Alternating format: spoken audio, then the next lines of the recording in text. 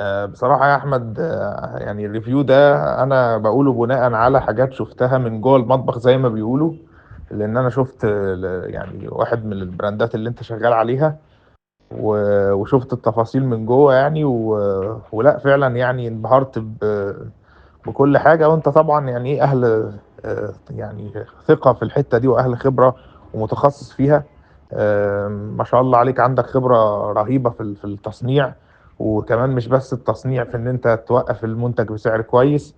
وطبعا لما قلت لي سعر برضو النقل او الشحن للسعودية، برضو ما صدقتش. يعني ما شاء الله عامل اوبتمايز في التكاليف كلها. وطبعا بقى الموقع نفسه والكونفرجن ريتس والكرياتيفز الجميلة اللي انت بتعملها. وفي الاخر السي في بي او التكلفة بتبقى قد ايه لكل مبيع. كل ده انا شفته، وفي كل ده فعلا يعني يعني يدل على خبرتك وتخصصك في المجال ده.